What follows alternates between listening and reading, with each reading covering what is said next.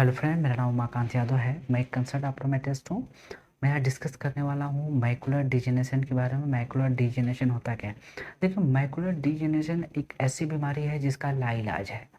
मतलब इसका कोई इलाज नहीं है, इसका ट्रीटमेंट हो सकता है, मतलब होने की गति को रोका जा सकता है, बट इसका 100% श्योर इलाज नहीं है। ठीक है, तो मैकुलर डिजेनरेशन होता क्या है और ये लोगों में क्यों हो जाता है और इसको कैसे इससे बचा जाए, तो आज हम उसी पर डिस्कस करेंगे।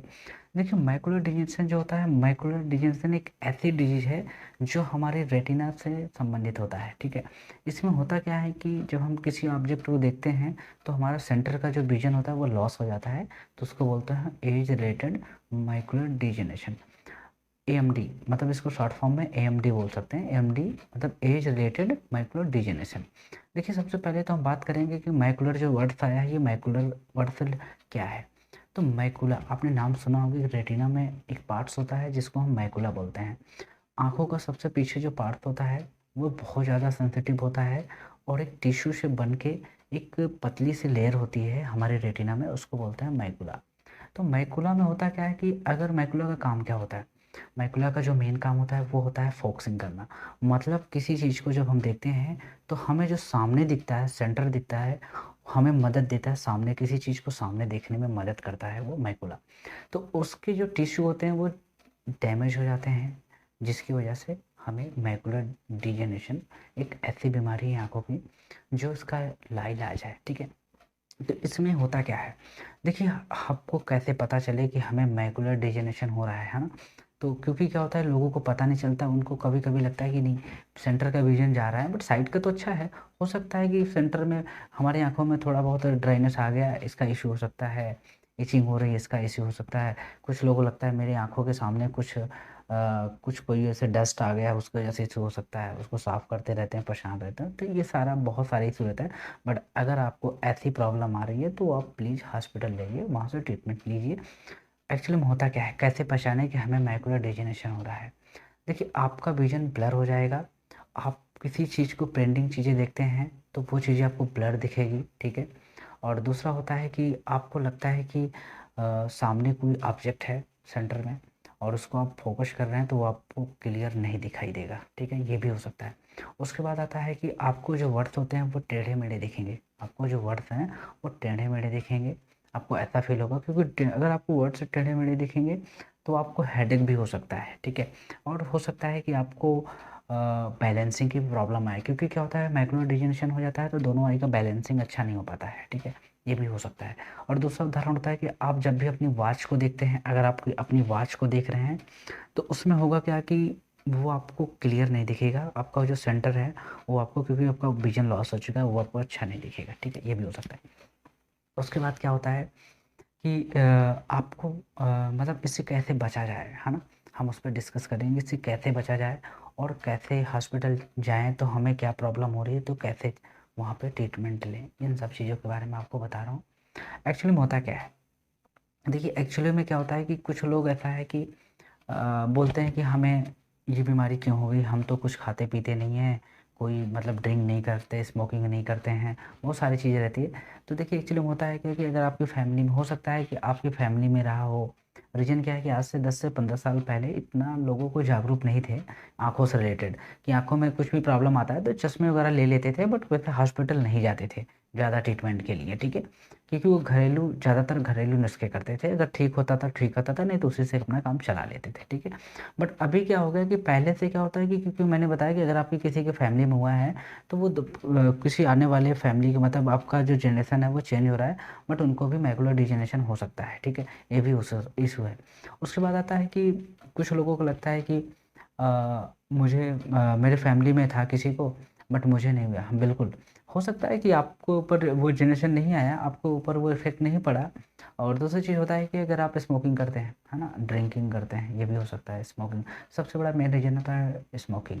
और दूसरा चीज़ होता है कि आज के टाइम पे जो सब लोग ऑयली फूड खा रहे हैं ना, ऑयली फूड का भी इफ़ेक्ट करता है मैकुलर डिजेनरेशन में।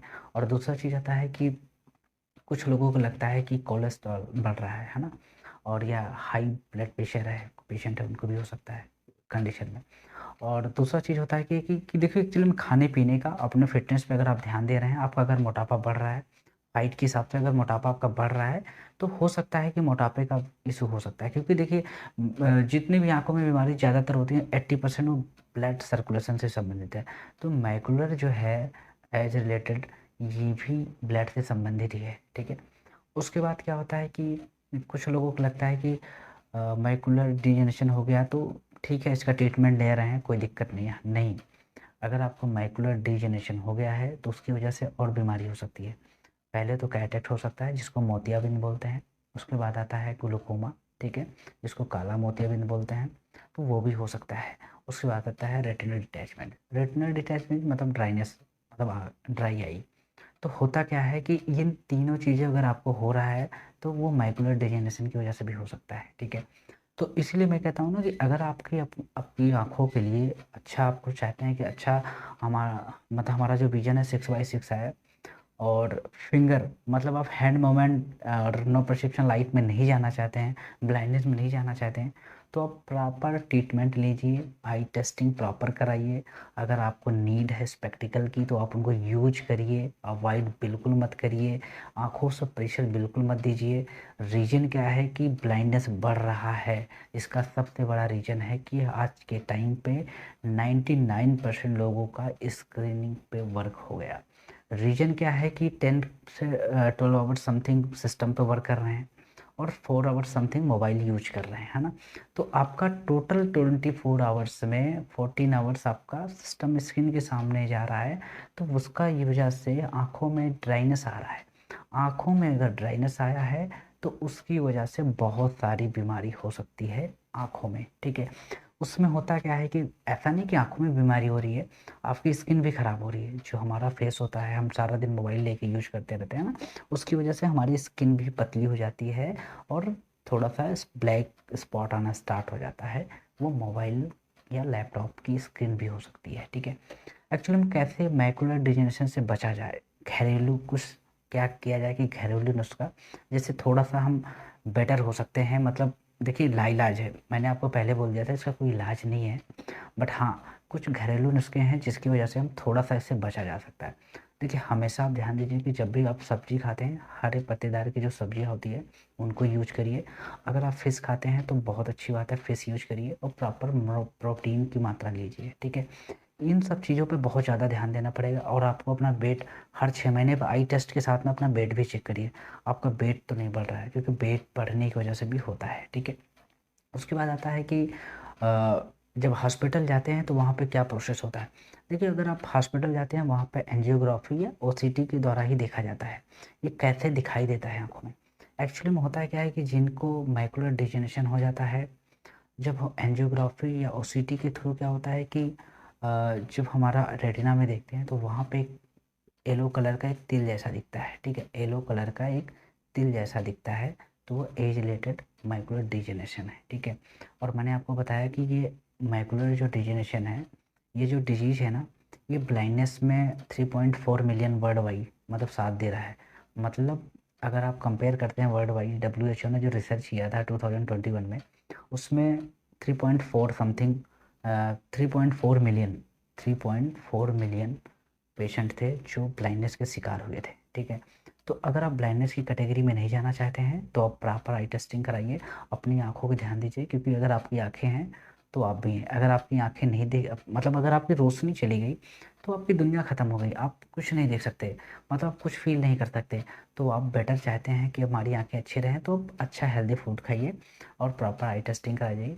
और जस्ट अगर आपको स्पेक्टिकल है तो आप उसको अवॉइड बिल्कुल मत कीजिए, वो आई टेस्टिंग प्रॉपर रखिए, ठीक है। अगर आपको लगता है कि हमारा वीडियो अच्छा लगे और अगर आपको लगता है कि नहीं आपकी ये प्रॉब्लम हो रही है, अगर आप इससे कुछ रिलेटेड जानकारी लेना चाहते हैं तो हमें कमेंट में आप उसका आंसर ले सकते हैं। आप मुझे कमेंट करिए, मैं आपको आंसर दूंगा, ठीक है। और आज का जो मेरा वीडियो यहीं पे है, बट हमारे वीडियो को लाइक करिएगा, सब्सक्राइब करिएगा और अपने दोस्तों को प्लीज़ शेयर करिएगा। Thank you so much.